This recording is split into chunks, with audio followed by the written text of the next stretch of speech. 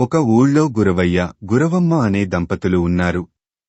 వాళ్లకు లేక ఒక మగబిడ్డ కలిగాడు. ఆ బిడ్డ పుట్టాక ఉంగా అని ఏడ్వలేదు. కళ్ళు విప్పలేదు. కంగారుపడి మంత్రసాని గిల్లినా కొంచెం కదిలాడు తప్ప ఏడ్వలేదు. పాలు పట్టించబోతే మాత్రం నోరు తెరుస్తున్నాడు. అలా వారం రోజులు గడిచాక వాళ్ళింటికి ఒక సాధువు వచ్చాడు. గురవయ్య ఆయనకు విషయం చెప్పి బాధపడ్డాడు. సాధువు గురవయ్యను పిల్లవాడు పుట్టిన సమయం, నక్షత్రం అడిగి తెలుసుకుని ఏవో లెక్కలు వేసి ఆశ్చర్యపోయి, ఆహా సంగతి అదన్నమాట అని ఒక క్షణం ఆగి, గురవయ్య నువ్వు అంతగా విచారపడవలసిందేమీ లేదు. నీ కొడుకు అంతో ఇంతో కుంభకర్ణుడి అంశన పుట్టాడు. త్రేతాయుగంలో కుంభకర్ణుడు సగం నిద్రలో లేచి యుద్ధం చేసి చనిపోయాడు గదా. ఆ నిద్ర మోజు తీరక ఇలా మళ్లీ జన్మ ఎత్తాడు. ఆ కుంభకర్ణుడు ఏడాదిలో 6 నెలలు మెలకువగా ఉండి 6 నెలలు నిద్రపోయేవాడు. నీ కొడుకు మాత్రం ఏడాది పొడుగునా ప్రతిరోజూ చాలాసేపు నిద్రపోతూనే ఉంటాడు. ఇప్పుడింకా రోజుల పిల్లవాడు కాబట్టి మొత్తం అంతా నిద్రే. ఏడిస్తే నిద్ర తేలిపోతుందని వాడు ఏడవడం లేదు అంతే అని చెప్పాడు. సాధువు మాటలతో గురవయ్య దంపతుల మనసుకు కాస్త ఆరట కలిగింది. వాళ్ల కుర్రవాడికి ముద్దుగా కుంభన్న అని పేరు పెట్టి పెంచసాగారు.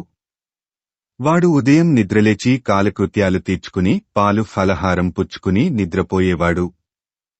మళ్లీ మధ్యాహ్నం భోజనం, నిద్ర, సాయంత్రం ఫలహారానికి రాత్రి భోజనానికి లేవడం తప్ప మిగతా సమయమంతా వాడికి నిద్రతోనే గడిచిపోయేది.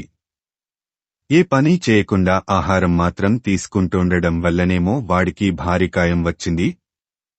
5 సంవత్సరాల వయసులో కుంభన్న బడికి వెళ్లడం మొదలుపెట్టాడు. వాడు బడిదాకా నడవలేకపోతే తండ్రి వాడిని ఒంటెద్దు బండిలో పంపేవాడు.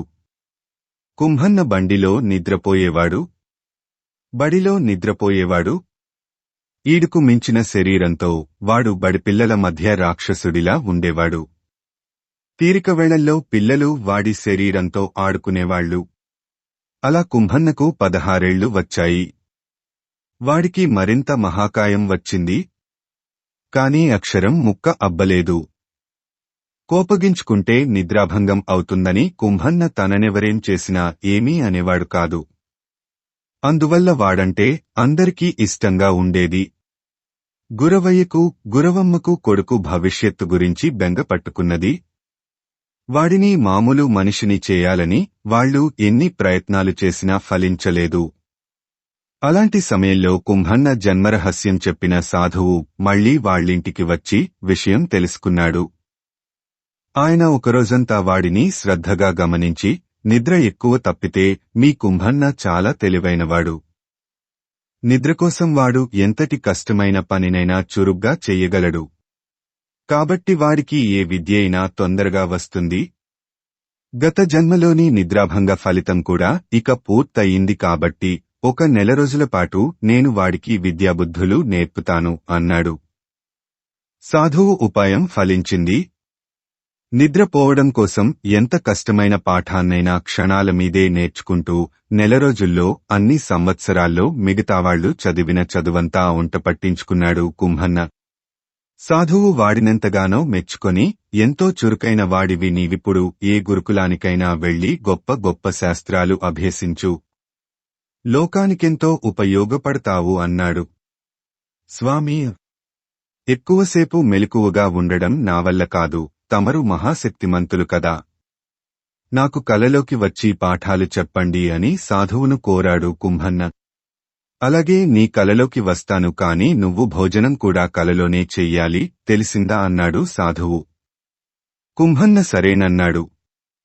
సాధువు కుంభన్నకు కలలో కనిపించి పాఠాలు చెప్పాడు. కుంభన్న కలలోనే భోజనం చేశాడు. కాని అందువల్ల వాడికి పాఠం అబ్బలేదు. కడుపు నిండలేదు. అలా 4 రోజులు గడిచాక నీరసంతో కుంభన్నకు నిద్రపట్టలేదు. కాలక్షేపం కోసం వాడు ఊరంతా తిరిగాడు. అప్పుడు వాడికి ఊరెంతో అందంగా కనిపించింది. ఇక ఆగలేక బయట పూటకూళ్ల ఇంట్లో భోజనం చేస్తే ఆ తిండి ఎంతో రుచిగా అనిపించింది. నా చుట్టూ ఇంత గొప్ప ప్రపంచముంటే నేను దాన్ని చూడకుండా నిద్రపోతున్నాను. కళ్ళు మూసుకుంటే వచ్చే కల కంటే కళ్ళు తెరిచినప్పుడు కనబడే నిజమే చాలా గొప్పది అన్న విషయాన్ని తెలుసుకున్నట్టు వాడు సాధువుకు చెప్పాడు. మనిషి పుట్టినవాడు కలలు కనడానికి తక్కువ సమయాన్ని, కలలు నిజం చేసుకోవడానికి ఎక్కువ సమయాన్ని వెచ్చించాలి. నిద్రలో కన్న కలలు మెలకువలోనే నిజమవుతాయి కాబట్టి మనిషి ఎక్కువసేపు మెలకువగా ఉండాలి. అయితే కృషిలేని మెలకువ కూడా నిద్రవంటిదే కాబట్టి ప్రతి మనిషి అపారమైన కృషి చేసి 10 మందికి మేలే చేయాలి అని సాధువు కుంభన్నకు హితబోధ చేశాడు. కుంభన్న ఆలోచన ధోరణి పూర్తిగా మారింది. వాడు క్రమంగా సకల శాస్త్రాలు అభ్యసించి చాలా గొప్పవాడయ్యాడు. ఇప్పుడు తక్కువ సేపు నిద్రపోతున్న వాడికి నిద్ర పూర్వం కంటే ఎక్కువ సంతోషాన్ని ఇస్తున్నది.